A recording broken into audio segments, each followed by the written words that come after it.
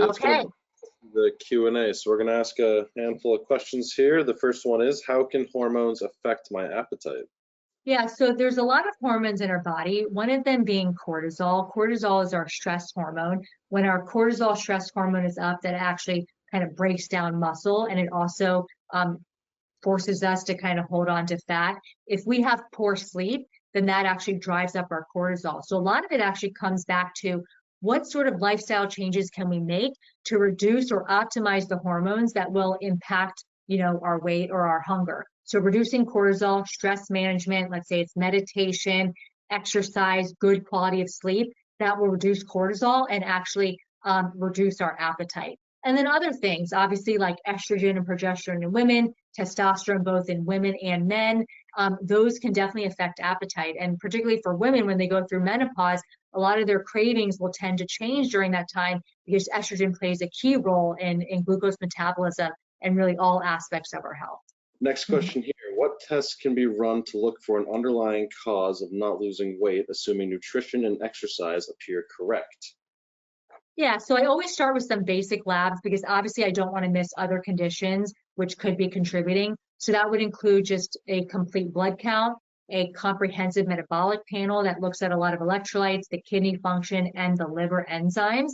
I will often check a fasting insulin level, and that will tell me, even in the setting of a normal hemoglobin A1C, which looks at our 3-month blood sugar control, if I see someone's fasting insulin level continue to increase, even in the setting of a normal A1C, I know that they're actually maybe developing insulin resistance that we need to kind of tackle. Other labs would be an advanced lipid panel, so far beyond just the basic lipid panel that shows us triglycerides, LDL, HDL. I want to look at actually lipoprotein little a, which is a genetic predisposition, high levels for cardiovascular disease, and lipoprotein B, which is also another risk factor. Additional labs would be thyroid, like the TSH, and then really a full thyroid panel. HSCRP, which is an inflammatory marker and shows us kind of total body inflammation. The hemoglobin A1C, like I mentioned. For my male patients, I always check a total testosterone to start with. Typically, I don't check hormones in women because they're constantly fluctuating and they're really hard to interpret. So those are pretty, basic labs that I start with. Obviously, depending on the person, there may be other things that I check, but those are some pretty basic ones that all patients should have. So next question here, how does a ketogenic diet affect gut health? I think we touched on that briefly, but we had that. Yeah, so ketogenic diets are very high in fat. Again, any diet will work at least in the short term. So if you have to restrict your diet so much where you're only having high fat foods, you end up actually oftentimes eating less calories. Fat also stays in your stomach the longest when you compare it to all the other macronutrients like protein and carbs. So it's very filling for people. The problem is on a ketogenic diet is you're basically taking out a lot of your fiber sources. And really for optimal gut health and protecting our immune system and good bowel health, we need about 25 to 35 grams of fiber per day.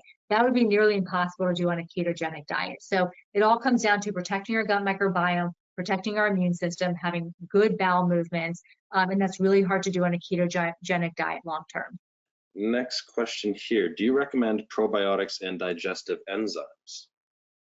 Yeah, so the supplement industry is massive. The problem is that it's unregulated. So a lot of the probiotics out there are made in manufacturing factories that are not regulated, and they actually don't even have viable organisms. And we don't have enough data to say, okay, I have bloating, I need X amount of colony forming units of lactobacillus versus bifidobacteria. So everyone has different conditions, and we don't quite know which bacteria someone needs, how much they need, and whether or not the product actually has a viable probiotic in it. So I actually keep it pretty simple. Probiotics are important, but I try to get my patients to eat them in food, whether it's kimchi or sauerkraut. The Greek yogurt is great. It has like 6 different strains of probiotics. So that's really where I recommend for patients is trying to get it through food. And that's really beneficial bacteria for our health. And then the other question was, what was the other component? Oh, digestive enzymes.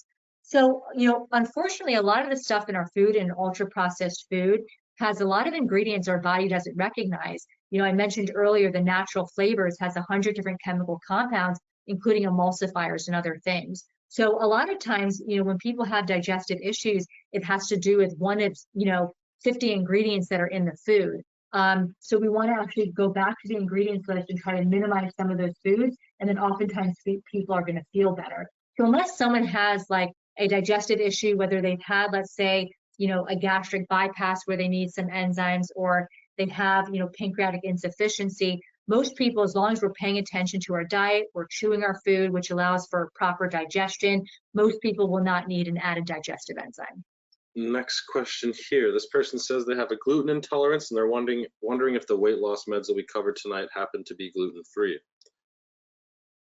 So I'd actually have to check the label. I know for, most pills, they're going to tell you that they're gluten-free. A lot of supplements, you also need to check that. As far as these medications, it doesn't say on the label that it's certified gluten-free, but I'll actually have to check that. But that's a great question. Now with, if you have celiac disease, it would be paramount that you are gluten-free. In people who, let's say, have an intolerance or a sensitivity, it's not necessarily as important unless you have significant side effects related to it. And the next question here, this person is asking if there are any good cookbooks that you may recommend for someone who is living alone on the weight loss. Okay, perfect. So the nice thing is with the internet, there's a million things that you can find on the internet or social media. The problem is some of it, they kind of claim to be healthy and it's not so healthy. I really like Mary Claire Haber's book, The Galveston Diet. It is an anti-inflammatory diet. It's really geared towards menopausal women, but I think it also applies to really any gender. And there's a lot of great recipes in here that are really focused on whole food, plant-based. Right now I'm looking at a chocolate peanut butter yogurt that has Greek yogurt, peanut butter, cocoa powder, and chia seeds. That sounds delicious. So this is one that I recommend. A lot of really good recipe options in here. And then I think another person actually mentioned one of the questions as well. They asked me if I had read this book. It's Eat to Beat Disease. So it talks about the impact of food on our health, things that we can do to really boost our immunity. And it actually contains a bunch of recipes in here as well. So I would recommend these two books to start with. Again, a lot of stuff on social media. The problem is on social media, I've noticed with a lot of these influencers, is they're promoting a lot of supplements, and a lot of these supplements and protein shakes are ultra processed. Okay, so we actually have an educational site, so you can scan the QR code on the left here. That's our Pearlman MD site that has a lot of nutrition and GI related and gut health blogs and articles on there for you to check out. Our practice site, which is Prime Institute, we have our social media handles here. Our website really just goes over our practice information. We have a ton of videos on nutrition and how to get rid of sugar cravings and reduce added salt, how these medications work, how to minimize side effects. You can check us out on our Prime Institute YouTube page. And then I post a lot on my Michelle Pearlman MD Instagram page. I actually post a lot of my own recipes that I use and a lot of tips and tricks that I tell my patients. So tons of information on all of our sites here and on social media. We love to engage with the community. Our goal is truly to educate and empower you to make better choices, and it all starts today. So I want you to all ask yourself, how are you going to start off tomorrow morning the best way possible? And it may be that you go for a walk, and maybe you order that weighted vest on Amazon, or you cut out the sugar in your coffee, but it's just taking that next right step. And then BiteMD, so I'm also CEO and co-founder of this nutrition platform. So you can check it out at BiteMD, BYTEMD.app, or scan this QR code. We have actually a lot of educational content on this site as well that goes over more GI related conditions, whether it's small bowel overgrowth, hiatal hernias, heartburn, or bloating, and how to really optimize your nutrition to influence those side effects. And then if you subscribe to our newsletter, we'll update you on our launch. We're actually building out a whole nutrition mobile application where you're going to be able to scan a picture of your meal. We identify all the ingredients. You're able to track a GI symptom like heartburn, nausea, bloating, or diarrhea. And then using machine learning and AI, it will actually help identify what that ingredient may be that caused your trigger. So stay tuned for that, but definitely subscribe to BiteMD. You'll get our newsletters, check out our content, and look out for our launch. If you'd like to learn more about weight loss and weight management, you can visit the MenMD page to view instructional videos, guides, expert articles, and more. These will be found in the Resource Center. If you still have any questions following tonight's event and we did not get to your question, you can call MenMD at 857-233-5837 or log into the MenMD portal to schedule an appointment with a MenMD personal health assistant. If you found this video helpful and want to stay in the loop with our growing men's health community, be sure to subscribe to our channel and click the bell to be notified when new content is available. Your support makes it easier for other men like you to find these helpful resources. Thanks again for watching. We hope to see you again.